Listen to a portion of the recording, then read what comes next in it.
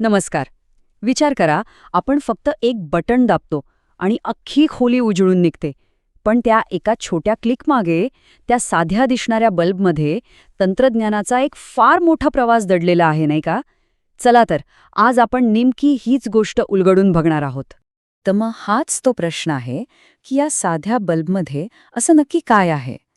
याचं उत्तर शोधण्यासाठी चला थेट दिव्यांच्या या अद्भुत दुनियेतच जाऊया. तर दिव्यांची ही जी दुनिया आहे ना, यात तो आपला जुना पिवळा बल्ब असो किंवा आजचा चकचकीत LED, या सगळ्यांच्या मुळाशी एक अगदी साधं तत्व आहे. बरं, काय आहे ते? चला बघूया. म्हणजे अगदी सोप्या भाषेत सांगायचं झालं तर दिवा म्हणजे एक प्रकारचा जादूगरच आहे. तो काय करतो? विजेला पकडतो आणि तिचं रूपांतर थेट प्रकाशात करतो. आणि ही जादू करण्याचे ना मुख्यत्वे 2 मार्ग आहेत. यातला पहिला मार्ग तर आपल्या सगळ्यांच्या ओळखीचा आहे, तो म्हणजे गरम तारेचा. कल्पना अगदी सोपी आहे. एका तारेला इतकं गरम करायचं की ती अक्षरशः प्रकाशाने तळपू लागेल. आठवला ना तो आपला जुना पिवळा धम्मक प्रकाश देणारा बल्ब? खरं तर हे तंत्रज्ञान आपल्या घरातल्या टोस्टरसारखंच आहे. कसं? अहो, टोस्टरची तार लाल गरम होते आणि ब्रेड भाजते, बरोबर? तर बल्बमधली तार पांढरी शुभ्र होईपर्यंत तापते आणि प्रकाश देते. म्हणजे बघा, उद्देश वेगळा आहे, पण त्यामागची जी मूळ कल्पना आहे ना, ती अगदी तीच आहे. आता बघा, ह्या पिवळ्या बल्बचा प्रत्येक भाग किती महत्वाचा आहे.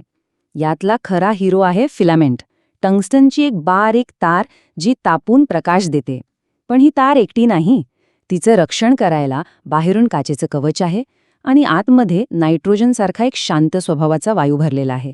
हा वायू काय करतो? तर त्या फिलामेंटला ऑक्सिजनपासून वाचवतो आणि तिचं आयुष्य वाढवतो. पण या डिझाईनमध्ये ना 2 मोठ्या समस्या होत्या. एक म्हणजे फिलामेंटचं आयुष्य खूप कमी होतं, तो लवकर जळून जायचा. आणि दुसरं म्हणजे हा बल्ब जेवढी वीज वापरायचा त्यातली जास्त तर उष्णता बनवून वाया घालवायचा. प्रकाश कमी आणि गरम जास्त, म्हणजे सरळ सरळ ऊर्जेचा अपव्यय. त्यामुळे साहजिकच एका नव्या, जास्त हुशार दिव्याची गरज होती. आणि मग आला एक अपग्रेड, हॅलोजन दिवा. हा काही पूर्णपणे नवीन शोध नव्हता बरं का. हा होता जुन्या बल्बचं एक स्मार्ट व्हर्जन. यात काय केलं तर आयोडीनसारखा एक खास हॅलोजन वायू भरला. हा वायू काय करायचा तर फिलामेंटमधून उडून गेलेल्या टंगस्टनला परत पकडून तारेवरच जमा करायचा. म्हणजे एक प्रकारची रिसायकलिंग सिस्टमच होती ही, ज्यामुळे बल्बचं आयुष्य जवळजवळ दुप्पट झालं. पण तरी तारेला गरम करून प्रकाश मिळवण्याच्या पद्धतीला काही मर्यादा होत्या.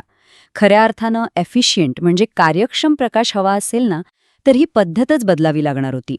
आणि मग शास्त्रज्ञांनी आपलं लक्ष तारेवरून पूर्णपणे हटवलं आणि ते थेट वायूंवर केंद्रित केलं. आणि हा तंत्रज्ञानातला एक खूप मोठा टप्पा होता. म्हणजे आता विचार पूर्णपणे बदलला. आता तार गरम करायची नाहीये, तर थेट वायूलाच चार्ज करायचा आहे. कल्पना अशी होती की तारेला तापवण्याऐवजी आपण थेट वायूमधून वीज पाठवून प्रकाश का निर्माण करू शकत नाही? आपली जी नेहमीची ट्यूबलाईट असते ना, ती याच तंत्रज्ञानाचं एक उत्तम उदाहरण आहे. यात बघा गंमत कशी होते. सुरुवातीला चोक एक जोरदार हाय व्होल्टेजचा शॉक देतो. त्यामुळे ट्यूबमधला वायू म्हणजे गॅस चार्ज होतो. हा चार्ज झालेला गॅस मग एक अदृश्य प्रकाश म्हणजे अल्ट्राव्हायलेट लाईट बाहेर टाकतो. आणि खरी जादू तर पुढे होते. हा अदृश्य प्रकाश ट्यूबच्या आतल्या बाजूला लावलेल्या फॉस्फरच्या थरावर आदळतो आणि तो थर अक्षरशः चमकू लागतो. आणि त्यातूनच आपल्याला तो तेजस्वी पांढरा प्रकाश मिळतो. बरं, ट्यूबलाईटचेच काही मोठे भाऊबंद आहेत, जे आपण रस्त्यांवर पाहतो. कधी पाहिलंय का? रेल्वे स्टेशनवर एक निळसर पांढरा प्रकाश असतो. तो असतो मर्क्युरी वेपर लॅम्पचा. आणि हायवेवरचा तो गडद पिवळा प्रकाश, तो असतो सोडियम वेपर लॅम्पचा. हा पिवळा प्रकाश धुक्यातूनही रस्ता अगदी स्पष्ट दाखवतो. पण या दिव्यांची एक मोठी अडचण आहे. ती म्हणजे ते लगेच पेटत नाहीत. त्यांना पूर्णपणे उजळायला चक्क 5 ते 10 मिनिटं लागतात. आता विचार करा, घरात हे चालतील का? अजिबात नाही. आपल्याला तर कसं बटन दाबलं की लगेच प्रकाश हवा असतो, बरोबर ना? ठीक आहे, तर आत्तापर्यंत आपण गरम तार बघितली, वायूचा खेळही पाहिला. पण आता आपण प्रकाशाच्या दुनियेतील खऱ्या क्रांतीकडे म्हणजे रेव्होल्यूशनकडे वळणार आहोत. एक असं तंत्रज्ञान ज्यात ना गरम होणारी तार आहे ना कसला वायू. आणि ते तंत्रज्ञान आहे LED. यात फिलामेंट नाही, वायू नाही. हा प्रकाश येतो एका लहानशा सेमीकंडक्टर चिपमधून. हे आहे आपल्या डिजिटल युगाचं तंत्रज्ञान आणि याने प्रकाश निर्माण करण्याची सगळी जुनी गणितच बदलून टाकली आहेत. आता एलईडीचा सर्वात मोठा आणि खरं सांगायचं तर अविश्वसनीय फायदा कोणता असेल तर तो आहे त्याचं आयुष्य. एक चांगला एलईडी तब्बल 50,000 तास चालू शकतो. 50,000 म्हणजे बघा, जर रोज 6 तास जरी बल्ब वापरला तरी तो 20 वर्षांपेक्षा जास्त टिकू शकतो. कमाल आहे ना? तर विजेचा अत्यंत कमी वापर, प्रचंड आयुष्य आणि घरातून ऑफिसपर्यंत किंवा सजावटीसाठी कुठेही वापरण्याची सोय, यात साध्या पण महत्त्वाच्या कारणांमुळे आज एलईडी तंत्रज्ञान सगळीकडे राज्य करतंय. अच्छा, तर मग आता आपल्यासमोर इतके पर्याय आहेत. मग यातला योग्य दिवा निवडायचा कसा? कोणता निकष सर्वात महत्त्वाचा आहे? तर तो आहे कार्यक्षमता, म्हणजेच एफिशियन्सी. सोप्या भाषेत आपण खर्च केलेल्या विजेमागे आपल्याला किती प्रकाश मिळतो हे पाहणं महत्त्वाचं आहे. आणि हा जो आलेख आहे तो सगळं काही स्पष्ट करतो. याला म्हणतात ल्युमिनस एफिशियन्सी. याचा सरळ अर्थ असा की समान वीज वापरल्यावर कोणता दिवा जास्त प्रकाश देतो.